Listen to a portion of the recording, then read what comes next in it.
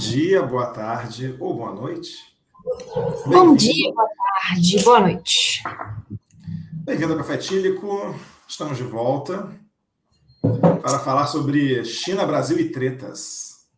Rússia e tretas, Ucrânia e tretas. China, Brasil, Rússia, Estados Unidos e União Europeia e tretas. E tretas. Extrema-direita e tretas. Ucrânia e tretas. PT e tretas.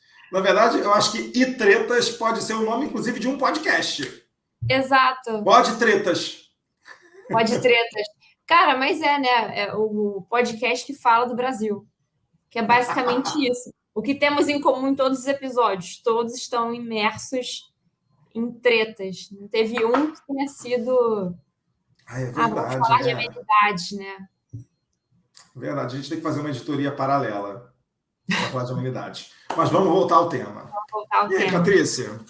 E aí? Vamos falar sobre Brasil, visita à China, declarações do nosso digníssimo senhor presidente, reações internacionais. Reações nacionais, né? Como se... Nacionais também. Que eu não sei o que é pior, na verdade, né? São as reações internacionais ou as reações nacionais. Aí a gente entra naquela roda infinita de precisamos falar sobre a mídia no Brasil, né? Que é um tema recorrente, não cansamos. Esse tema é cross, né? Esse tema está sempre ali, né? Exatamente. Porque o fogo amigo é complicado. Mas você sabe que não é bem fogo amigo, né? Mas assim, vamos lá, já dando aqui um pouco spoiler, nada me surpreende nessa situação toda. Nem a reação da imprensa brasileira, nem as falas do Lula, dado o que vem acontecendo no governo Lula, porque eu acho sim, eu concordo até certo ponto, que o Lula precisa de um media training, sabe? Eu acho que tem algumas coisas que ele faz intencionais, mas eu acho que ele ainda não está acostumado com a nova realidade do digital, de certo cuidado com as palavras, a forma como ele falou naquela entrevista que ele falou do Sérgio Moro. Ele comete muitas gafes, sabe? Eu acho que ele comete muitas gafes. Eu estava vendo um vídeo onde estavam comparando o Lula com o Biden. Porque o Biden sempre foi também muito um político que cometia gafes. Ele cometia gafes em discursos, ele cometia gafes, né? E ele não comete gafes como presidente. Ele tipo assim, cara, stick to the script. É uma coisa assim. E o Lula... Uhum. Fala. Não, Biden vai ali bem by the book, né? Não sai muito ali da linha e consegue manter mesmo. E esse realmente era um tema na época da eleição norte-americana, né? Das possíveis gafes do Biden. Tinha gente esperando, né, na expectativa de que ele fosse sair da casa. E você não vê sendo uma crise, entendeu? Cara, se eu não me engano, teve uma vez que o Biden falou alguma coisa sobre a Ucrânia, e eu tenho quase certeza que foi intencional. Que também foi uma declaração do Biden que depois o secretário lá de comunicação, eu não sei o cargo exatamente da pessoa que é responsável por isso, se é o secretário civil da Casa Branca, não lembro agora, deu uma amenizada, passou um pouco de pano. Foi alguma coisa, se não me engano, sobre o Putin, que o Biden falou, isso já acho que no começo da guerra. Mas é o único episódio que eu lembro. E assim, a gente vê aqui acontecer repetidamente. Teve a gafe do Moro, teve a gafe agora com relação a videogame, teve a gafe com relação a né, pessoas com transtorno mental, teve as declarações Então, assim, tem muita coisa, sabe? Toda hora a gente está parando para discutir, e assim, de novo, com a imprensa que a gente tem, e com o imediatismo das redes sociais, é isso que eu acho que falta um pouco de termômetro ali, volta e meia está acontecendo, sabe? A gente volta e meia para falar sobre um posicionamento do Lula, uma frase do Lula em alguma entrevista, entendeu? O que eu acho, tem vários aspectos disso aí. Antes de a gente entrar no assunto em si, o problema que eu vejo é vários. Primeiro que o Lula 3, ele ainda não se situou no corte temporal, digamos assim, né? ele acha que ele emendou ali o final do segundo governo dele com esse governo que ele está agora. E a gente teve uma evolução de tecnologia, de timing das coisas muito grande do último governo dele para esse governo agora, né? Então, quando ele saiu, né, no último governo dele, né, o fim do último governo dele, cara, ele estava engatinhando na parte de mídia aqui no Brasil, né? Muito embora os Estados Unidos e a Europa tivessem bastante avançado, a gente estava aqui. Ninguém falava muito de Instagram, né? Assim, acho que ninguém tinha Instagram, na verdade, na época. Já existia o Instagram no final? Não, eu acho que talvez existisse, mas a gente ainda não tinha Instagram. Estava começando ali a interagir mais com o Facebook, foi a época que o Facebook começou mais a bombar. E então, essa rapidez de comunicação, ele não pegou isso, né? Então, qualquer coisa que ele falasse, que repercutisse, demorava ali um tempo para realmente engajar na grande massa da população e a reverberar e tudo mais, né? Nem se imaginava que você fosse pegar uma fala do Lula e imagina, isso aí pulverizar. E não tinha WhatsApp, pensa. Não tinha WhatsApp, o pessoal não usava WhatsApp. Hoje em dia ele fala qualquer coisa, isso aí em meia hora tá espalhado com 500 cortes diferentes pelo WhatsApp. Isso não existia. Então, eu acho que ele não se situou ainda na questão tecnológica. Isso é muito relevante. E um outro aspecto que fica associado a isso é o absoluto caos, que é o fato de que ele estava numa posição, por mais que tenha tido escândalo de mensalão, de petrolão, blá, blá, blá, ele saiu numa posição confortável, né? Tanto que a Dilma foi eleita. Mas ele saiu numa posição confortável e que não tinha toda essa expectativa de vamos esperar ele falar merda para reverberar. E o estado em que ele está agora é esse.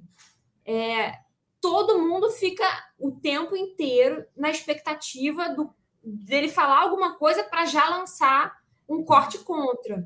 Então, tem essas duas coisas, né? Ele tem uma oposição muito forte, muito estruturada e muito antenada com mídia, com redes sociais.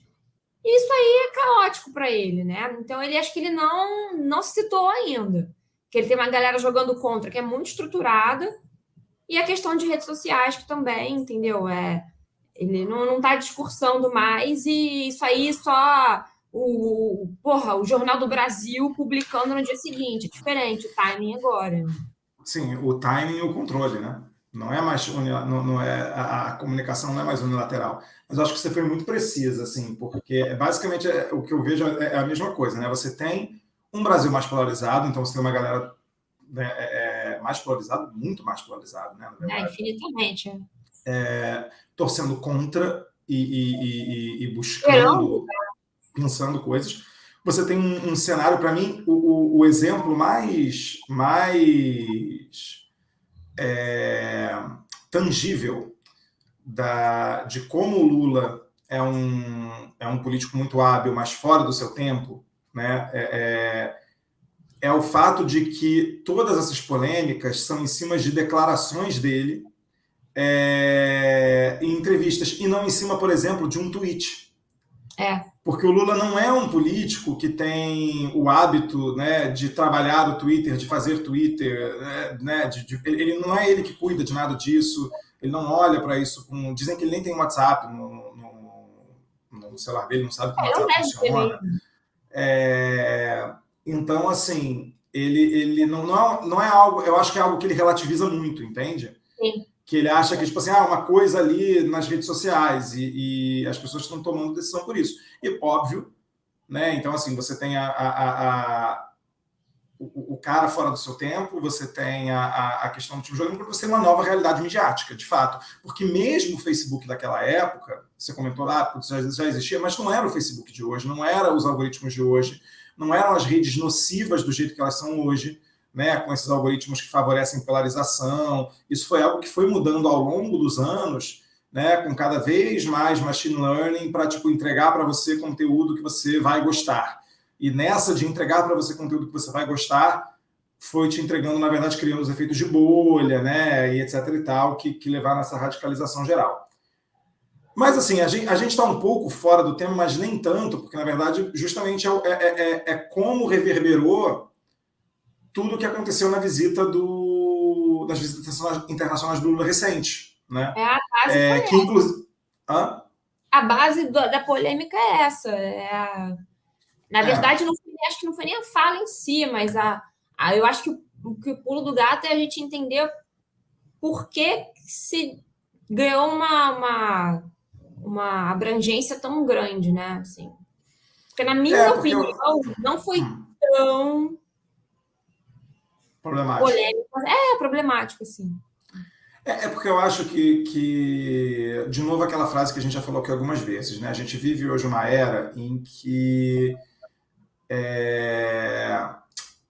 as pessoas, de uma forma geral, buscam simplificar problemas complexos. Então, assim, eu acho que o Brasil tentou, eu acho que o objetivo era passar uma imagem diplomática internacional como o Brasil tinha, nos governos Lula 1, Lula 2, etc., que era um país, né, que tinha uma respeitabilidade internacional, uma posição neutra, diálogos com uma certa, entre aspas, altivez, que era o que o Celso Amorim sempre falava, né? Ele falava muito de altivez e soberania, etc. Então, assim, putz, o Brasil não se submete, né? Ele é um país altivo no sentido de não se submeter como, tipo, putz, ficar abaixo dos Estados Unidos ou da União Europeia, ou mesmo da China e da Rússia, etc. Só que com esse imediatismo e com essa simplificação, você teve uma reação interna, que já foi problemática, mas também uma relação internacional, né? Eu vi um artigo no Washington Post falando mal do Lula, né? Falando que era problemática, falando que, assim, putz, quando o Lula foi eleito, acreditávamos que seria um aliado da democracia, mas, pelo visto, ele tem outros planos, tipo, Washington Post, né? Você teve declarações complicadas também na Europa, justamente porque, assim, esse imediatismo ele está em tudo. Cara, o tweet que um presidente faz, uma frase que um presidente solta, ela vira uma narrativa inteira, entendeu? Justamente porque se extrai aquilo e coloca ali, tipo, cara, no dia seguinte isso já virou, às vezes no mesmo dia, né, dependendo do horário, já virou um turbilhão, né? Então, assim, tanto que o próprio Lula, né, depois... Não, olha, não é bem assim, a gente critica a Rússia sim, mas estamos buscando um diálogo de paz, etc e tal. Mas aí o estrago, entre aspas, estava feito. Apesar de eu tender a concordar com você, sabe? Eu acho que se as pessoas olhassem com um pouco mais de calma e distância e tempo, cara, não teve nada demais. E só que as pessoas não olham nem com distância, nem calma, nem tempo. Conhecimento, assim, é muito fácil você pegar um trecho de um negócio que você não conhece, que você não acompanha e julgar aquele fragmento, né? Então, assim, você não ter conhecimento do contexto para analisar o que está acontecendo. Então, vamos lá, seguindo mais ou menos a nossa pseudopauta. As declarações do Brasil na China, sinceramente, a gente já conversou sobre isso, eu não achei grandes coisas, assim, não achei grandes polêmicas, tá? A intenção do Brasil é essa que você falou, de se colocar numa posição de neutralidade, de soberania em relação Não, o Brasil se acostumou muito nos últimos anos, principalmente em relação ao governo Bolsonaro, a seguir o que os Estados Unidos faz, né? Então, assim, de não ter uma autonomia de pensamento, digamos assim, né? Então, eu acho que as declarações do Brasil na China, elas foram muito mais num sentido de...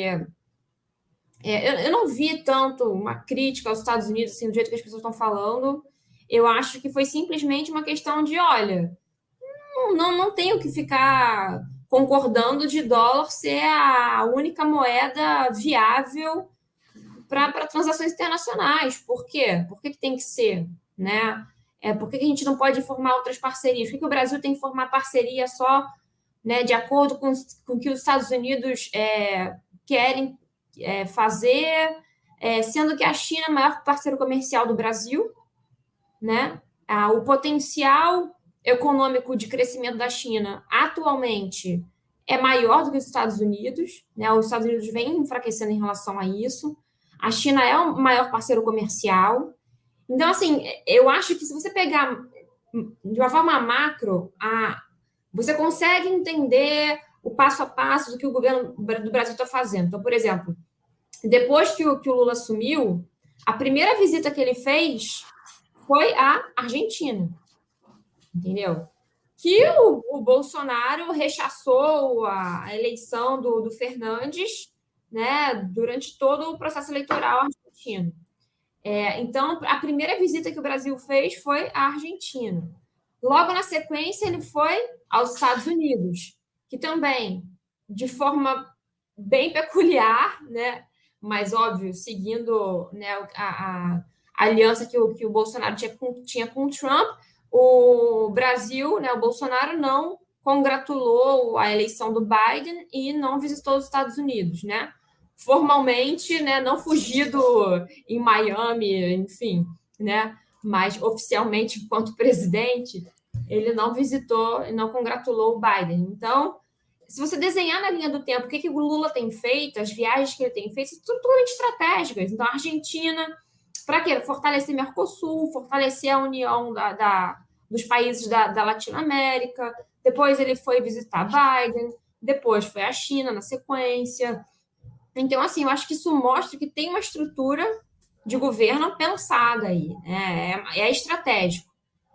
E não vejo de uma forma negativa o que ele falou na China. Eu acho que o que ele está demonstrando é que Estados Unidos não é aquela asa da galinha para onde o Brasil vai ficar correndo para se proteger e não vai se colocar numa posição de altivez, entendeu? Então, não tem que ficar fugindo das políticas internacionais em favor do que de seguir políticas norte-americanas. Acho que, primeiramente, é isso. Mas eu acho que eu vim pensando também nessas últimas semanas, porque você falou agora do que deveria ter sido a discussão da viagem. Sim. Né? Porque, assim, foi uma viagem essencialmente comercial.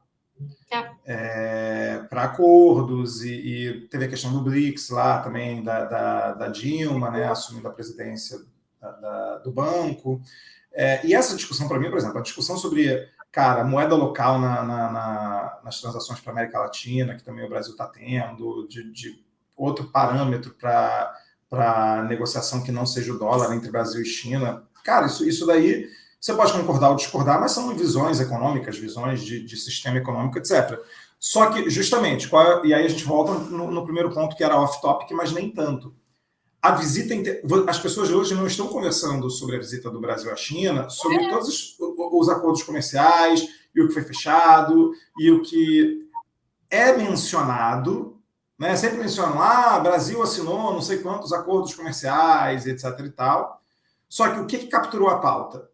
A frase do Lula, uma frase, que eu acho que foi equivocada. Eu acho o seguinte, eu entendi o que ele quis dizer, mas eu acho que, de novo, ele tem que ter o script e ele tem que trabalhar dentro do script, que foi a frase sobre... Na verdade, eu acho que duas coisas, né? Uma para mim, a principal problemática, tá? De que Estados Unidos e União Europeia estavam interessados no prolongamento da guerra. Essa frase é muito problemática.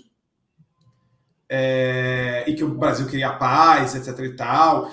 Porque você pode falar o seguinte, você pode falar que o Brasil é capaz de outro jeito, que tem outro caminho. Assim, né? Você pode ter, formas diferentes de pensar um acordo de paz, etc. e tal. E o outro ponto foi e aí e aí aquela coisa, cara, evita esse assunto, não fala disso, mas assim, a posição ali de que Rússia e Ucrânia são igualmente responsáveis pela... Cara, não, aí parece mãe, sabe? Que mãe fala assim, quando um não quer, dois não brigam. Mas, cara, porra, se você tem um dos irmãos que está chegando aqui e puxando o cabelo do outro irmão, ou pegando o brinquedo que é do outro irmão e dizendo que é dele, e sendo tipo um babaquinha, tipo assim, cara, o outro não tem que se submeter. Então, assim, cara, peraí. Eu acho que existe sim uma. Eu entendo, por exemplo, o Brasil não ter dado, porque parece que houve uma solicitação também que o Brasil desse mísseis ou desse algum tipo de armamento para a Ucrânia, colaboração, e o Brasil falar, cara, não, porque eu não vou entrar na guerra, né? Nem como eu não quero entrar na guerra, nem como por exemplo, isso para mim, e você vê que essa decisão do Brasil, que já foi tomada há algum tempo, não gerou a polêmica toda.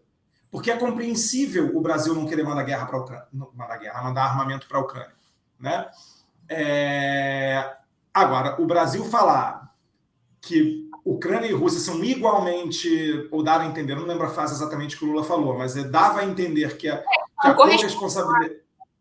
Cara, eu acho que existe o seguinte, cara, sim, a Ucrânia não parou a guerra porque a Ucrânia não aceitou que o território virasse russo, né? Então, assim, você vai analisar friamente, sim, houve uma decisão ucraniana no sentido de prolongamento da guerra, agora não de responsabilidade, não de estopim. E a mesma coisa ali Estados Unidos e União Europeia. Eu acho que assim, o ponto é que é diferente, né? Eu acho que a conclusão esperada na verdade, assim, tem toda uma questão aí, né? Contexto, a gente volta a viver uma coisa meio Guerra Fria, mas são países também que têm outra história com a Rússia, outra história, né? Então, assim, eu não estou defendendo aqui passando pano para a OTAN, mas assim, existe a OTAN existe por um motivo, né? Então, assim, são países com outra história, com outras cabeças, outros povos, e pega mal internacionalmente com países que também é importante, tipo, cara, o Brasil, se lembra na COP27, como o Lula foi recebido, sim, pelos países europeus, pelos Estados Unidos. O Brasil estava como um protagonista ainda, né? Beleza, no próprio em Davos agora, no Fórum Econômico. Então, assim, o que eu vejo acontecer e que eu acho problemático é o seguinte, porra, você teve aí, o que aconteceu agora? Cara, o Brasil fechou um monte de acordo, pica na China, o Haddad, a Simone Tebet e o Alckmin, né, apresentaram um projeto de arcabouço fiscal super redondinho, que faz sentido, né, que é bem pensado, bem estruturado, que não é aquela coisa irreal, que me desculpa, o teto de gastos era irreal desde a sua concepção.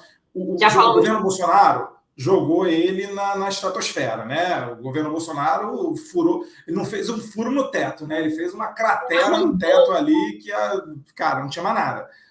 Mas desde o início, assim, cara, eu lembro quando saiu o teto de gastos, que eu falei, gente, mas 20 anos sem poder, tipo assim, 20 anos, a gente não sabe nem o que vai estar acontecendo, sabe? Como é que baixa uma lei? Então, assim, em vez de você estar falando sobre, putz, será que a moeda tem que ser o dólar? Porra, o arcabouço fiscal que o Haddad... Cara, teve uma entrevista do Dória recente, João Dória, falando que a Haddad está sendo uma surpresa positiva. Olha isso, hein? Olha isso. Então, em vez de você estar falando do arcabouço fiscal, você está falando sobre, de fato, putz, vamos falar sobre fugir do dólar, sobre retomar a potência do Mercosul, outras questões, você está...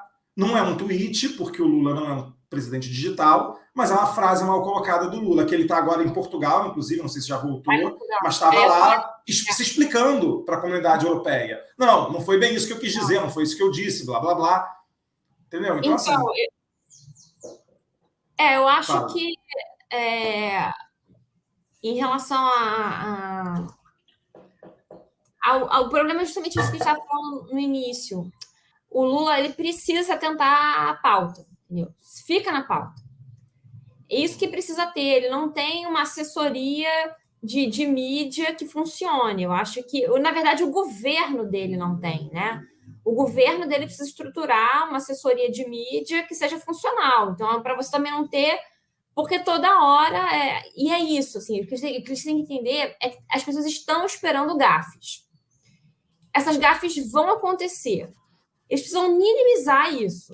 Esse é o ponto, entendeu? Então, você não pode ter o Haddad falando, né, que ele não sabe o que é Shein e que ele compra livro todo dia na Amazon, entendeu? Por mais que ele faça isso, ele não pode falar isso, entendeu? Essa foi demais. Essa foi bizarra, entendeu? Não pode falar um negócio Mas desse. reverteu, né? Você viu que Cara, eu não consigo falar Shein. Eu falo Shein.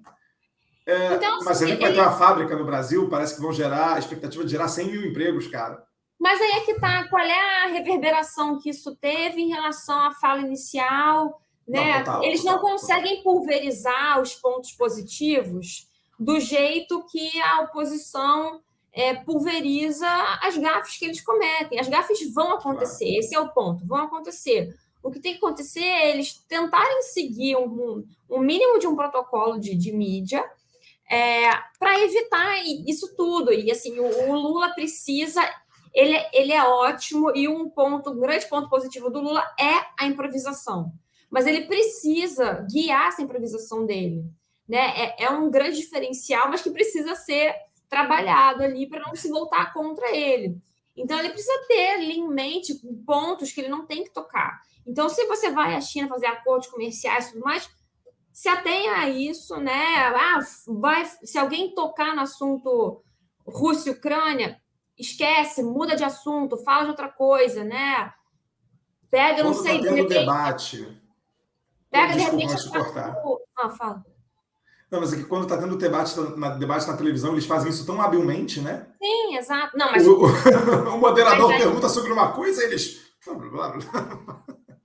mas aí a gente pode até retomar esse ponto também, que na época dos debates, e falamos disso, voltem os episódios... que o Lula não foi tão bem, né, nos debates. O Lula não foi tão bem.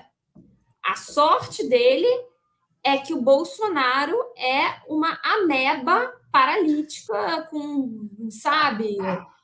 Ele é um total imbecil que não consegue articular um mínimo. A sorte do Lula é essa. Porque ele não foi bem nos debates, né? Assim, a gente comentou qual foi... O que o Lula... Cara... ele foi bem em entrevistas espontâneas, né? Então, ele foi bem na entrevista que ele deu para o Ratinho, ele foi muito bem. Ele foi bem quando ele foi naquele podcast. Então, ele deu boas entrevistas espontâneas. Foi bem com o Reinaldo Azevedo. Agora, em debate, ele não foi bem. Que ele não tem mais essa agilidade, né? E ele se perde um pouco ali, talvez seja alguma coisa da idade, não sei, o etarismo, né? Seremos cancelados. Mas, assim, é fato, ele precisa se ater, é verdade, o Lula tá... ele é assim, ele improvisa bastante, né? Mas eu acho... Não, e só para fechar essa parte dos Estados Unidos, gente, historicamente... Os Estados Unidos sempre esteve em guerra, não teve um período, né? Qual foi o máximo de tempo que os Estados Unidos esteve longe de algum tipo de guerra que ele próprio provoca? É o rei das invasões a territórios, né, terceiros em busca de coisas ocultas, né? Então, a gente teve Afeganistão, teve a guerra do Afeganistão, teve a guerra do Iraque. Então, assim, está sempre envolvido em conflitos internacionais que ele próprio provoca, polêmicas de todo tipo de invasão que ele financia ou promove, né? Todas sanções contra países que ele impõe. Então, os Estados Unidos é historicamente responsável por milhões de mortes, né? E ocupações totalmente questionáveis, né? E violentas. Tem até hoje Guantánamo que não está resolvida a questão da prisão de Guantánamo, né? Então, a hipocrisia impera, mas o Brasil tem que estar atento a não fazer parte justamente desse tipo de polêmica. Eu acho que... Pois é, e assim, só que justamente tudo isso aconteceu num contexto histórico muito diferente, né? Sim.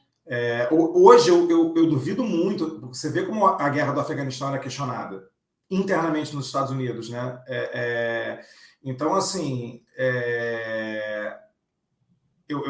cara, é exatamente isso, né? O passado americano é muito problemático. Claro que aí ele vai ter uma narrativa, vai falar que é pela democracia, tem sempre uma justificativa, né?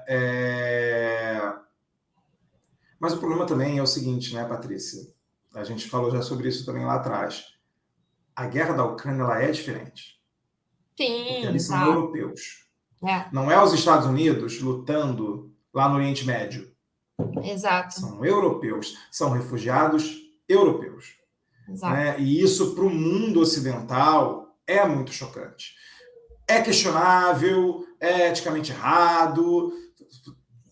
Tudo bem, gente, mas assim, isso não muda o fato de que é chocante, porque é algo que as pessoas não estão acostumadas a ver. Agora, voltando, eu quero deixar aqui uma sugestão para o nosso governo. Eu acho que o Janones tinha que ter um cargo. Cara, eu ia falar Se o isso, cadê? Janones tivesse um cargo. O Janones ele não tem cargo oficial no governo, até onde eu sei. Não, Não tem, né? não. O Janones tinha que ter um cargo nessa parte de comunicação, não precisa ser o secretário de comunicação, mas assim, eu acho que é isso que falta no governo Lula. Porque se estivesse lá, não estariam acontecendo tantas gafes. Precisamos de Janones. Janones, cadê Cara, o você? Janones certamente teria falado o seguinte: vaza a porra do vídeo É, do secretário de Segurança, ministro, né? Esqueci o cargo dele. do GSI. É. Tipo, cara, vaza e diz que ele tava lá para entender o que estava acontecendo, porque viu que tava dando merda. Então, assim, tem uma coisa na nossa vida atual, né, que inclusive tá para tudo, né, que é aquela história do MVP. Você solta e depois você vai fazendo atualização. Você solta um app e ele tá todo quebrado, mas, cara, dane-se, solta, depois a gente atualiza. Então, assim, mas o importante é você fincar o pé na narrativa. Então, assim, mesmo que a gafe aconteça, eu acho que eu concordo com você. Tem que ter ali um ponto que é, cara, Lula, Óbvio. Haddad, etc. Pô, um briefing básico aqui do que você tem que falar. Assim, porque, de fato, da mesma forma que o Lula não pode fazer certas declarações, o Haddad fez aquela declaração sobre a Shein, Shein, né? Porque é She Inside. Eu morria É, sem saber isso.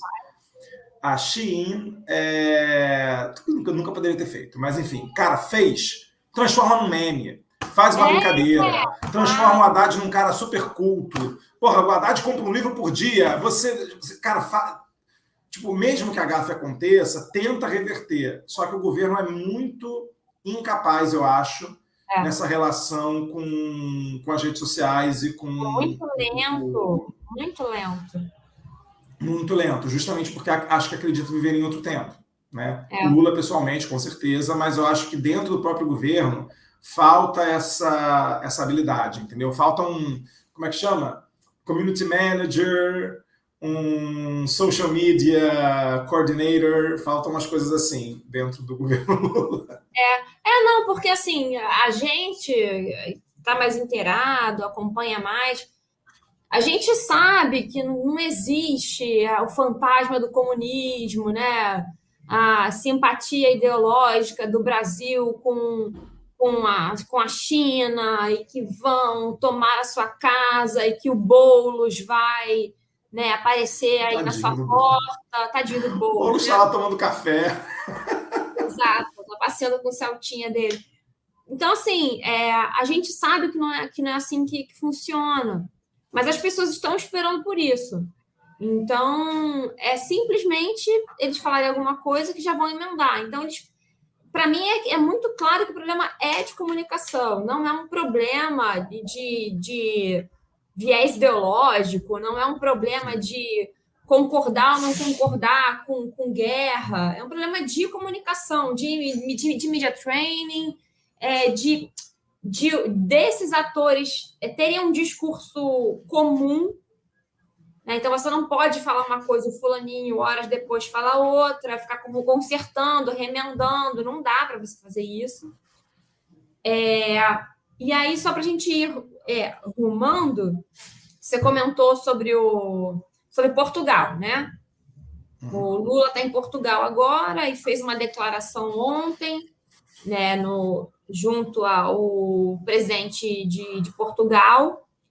E aí, eu acho que essa visita do Lula a Portugal acaba esclarecendo alguns vieses. Não sei se o pessoal já acompanhou, foi ontem, foi bem recente, mas ele foi recebido com várias manifestações contrárias à presença dele em Portugal. Né? Então, tiveram várias manifestações pedindo que ele não falasse, contra a presença dele em território português e blá, blá, blá. Então, beleza. Agora, qual é o ponto principal disso? Todas as manifestações foram de líderes da extrema-direita. Todas as manifestações foram de líderes da extrema-direita, que são pessoas que, inclusive, estão organizando um partido português chamado Chega.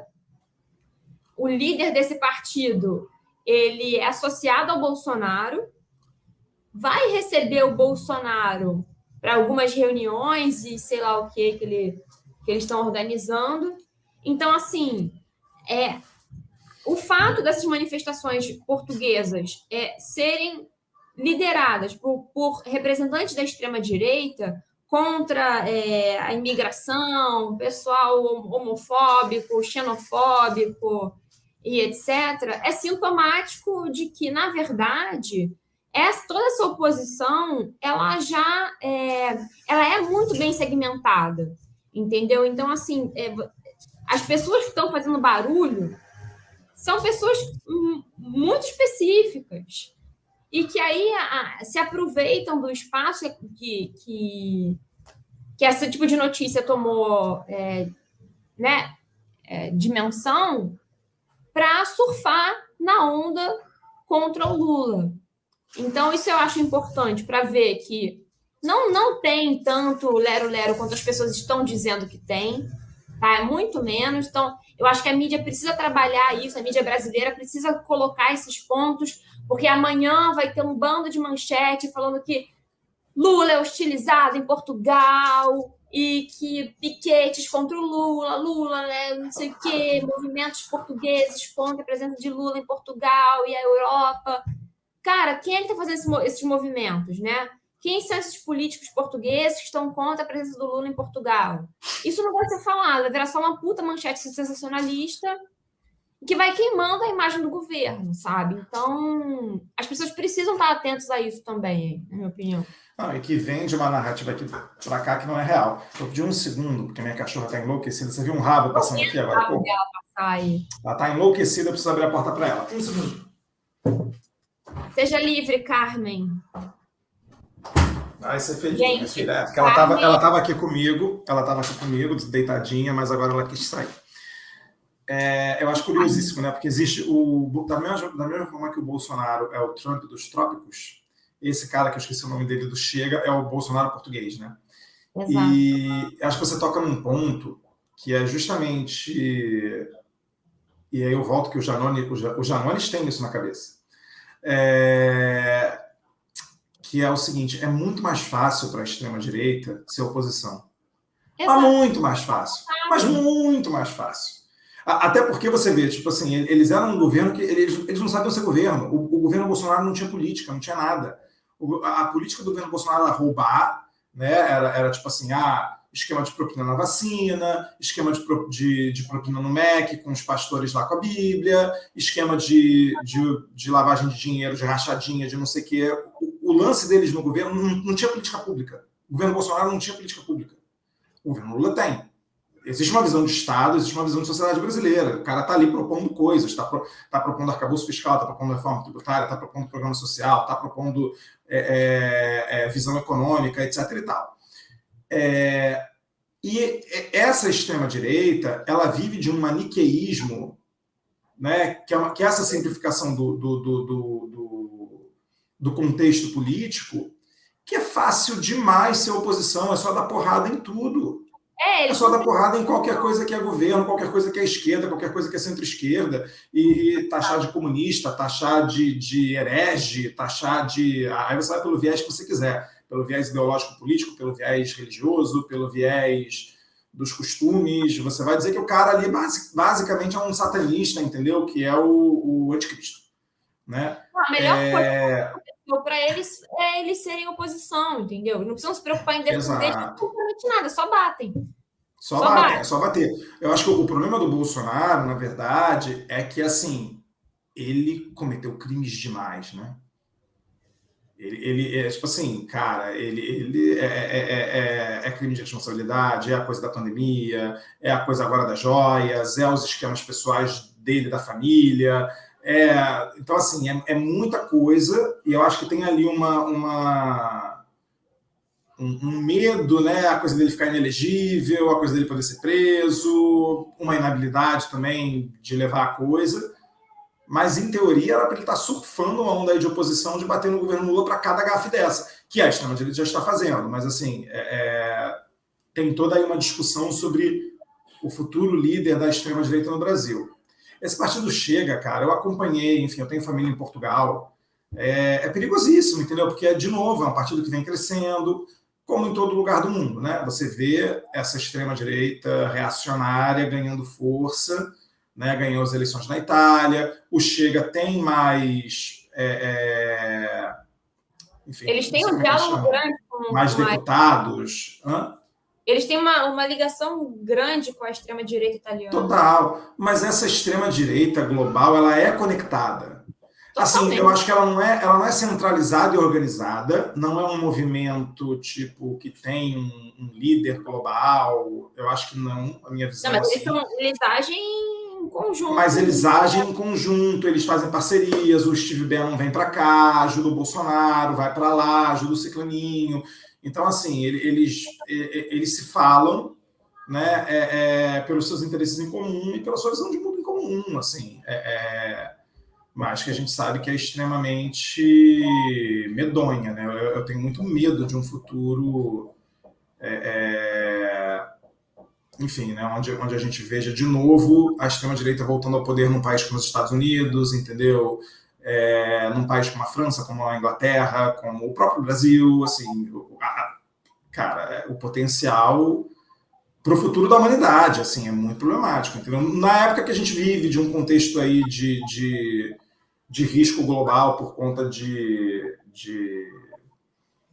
enfim, questões climáticas, a própria questão tecnológica que a gente está vivendo agora de inteligência artificial e todos os medos que vêm com isso, né, robótica, etc. e tal. Não será fácil. O que esperar? O que esperar é mais tretas. Eu acho bom porque a gente tem sempre conteúdo. Dito isso, eu acho que o que você falou, que a gente está falando da imprensa, também rola um pouco isso, né? Eu acho que tem uma coisa ali meio que de gerar um fato midiático e, tipo assim, vamos criar aqui um rolê. Mas a gente sempre tem assunto, né, cara? O café etílico, assim, a gente vai sempre precisar de muita cafeína e muito álcool para lidar com o Brasil.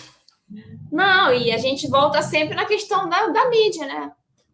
Voltamos sempre à questão da mídia e de como isso é trabalhado não só no Brasil, mas ao redor do mundo, e como no Brasil a gente, mesmo a mídia que dá espaço ao Lula, que defendeu a eleição dele, que está sempre... O imediatismo das redes sociais faz com que a nossa imprensa tenha uma abordagem sempre muito sensacionalista. Eu acho que, assim, a regulação das Big Techs está no coração assim, de vários assuntos para o futuro. Assim, a forma como hoje as redes sociais funcionam, esses algoritmos funcionam, isso precisa mudar. Precisa mudar por questões políticas e sociais, precisa mudar por questões de saúde, de transtorno mental. O que as pessoas estão vivendo hoje de crises de ansiedade, de crises de autoestima, de depressão, por conta de Instagram, por conta de TikTok. Assim, para mim, a questão do cara gente, a gente precisa parar a bolinha e reconhecer que a ideia de autorregulação das big techs sempre foi tosca. Não faz o menor sentido. Não, porque o Mark Zuckerberg é um cara muito sensato, muito bacana. Elon Musk é outro também. Agora que comprou o Twitter vai ficar muito melhor. O Elon Musk é um cara muito sensato, entendeu? Gente, pelo amor de Deus. A regulação das mídias é imperativo. É imperativo. Sabe? E eu acho que óbvio, tem a questão climática e tudo mais, mas assim, cara, se a gente não conseguir, se a gente como povo na Terra, né, não conseguir resolver isso, a perspectiva é muito ruim. Dito isso, eu acho que a gente tem... Eu acho que as pessoas... Eu acho que o que está acontecendo no mundo também levanta uma bandeira vermelha muito, tipo assim, alarmante, né, para organizações globais, para a própria ONU, né, para os próprios países. Você vê o que está acontecendo, a Fox News sendo processada nos Estados Unidos, junto com outras emissoras que reverberaram um discurso de extrema-direita, e sofrendo, né, consequências. A gente não sabe ainda o que vai acontecer com o Trump, o que vai acontecer com o Bolsonaro. Então, assim, o que eu acho que é fundamental é que aconteça alguma coisa, entendeu? Porque se ficar na impunidade, ou se chegarmos a algum tipo de acordo que tudo bem, cara, é um cúmulo, né? O Bolsonaro fazer tudo o que fez, o governo Bolsonaro fazer tudo o que fez, para Bolsonaro ser, tipo, exilado politicamente e viver ganhando um salário ali do PL. É uma afronta. É uma afronta. Então, assim, essas pessoas precisam pagar na justiça. Né? Vamos ver o que vai acontecer. É isso, gente. Eu fico por aqui. Falei pra caceta. Ficamos por aqui. É isso, gente. Pô, isso aí vai dar muito pano para manga aí. Vamos ver a repercussão que vai ter durante essa semana. O que teremos para o próximo final de semana. Porque não dá para montar pauta com antecedência neste país. A pauta é assim, é na véspera. Né? Mas a gente, diferente do Lula, olha aquele. A gente improvisa muito bem. Coitado, o Lula improvisa muito bem, mas é que às vezes nem tanto. E assim, ó, o holofote em cima dele é outro. Exato. Gente, quem veio até aqui, desculpa, fala. Não, sejamos justos com o Lula, né? O holofote é intenso. O holofote é outro. Gente, se você veio até aqui, deixa seu like, compartilha esse vídeo, se inscreve no canal. E até a próxima. Até, gente. Beijos e até o próximo episódio. Novas tretas. Tchau, tchau. Tchau, tchau.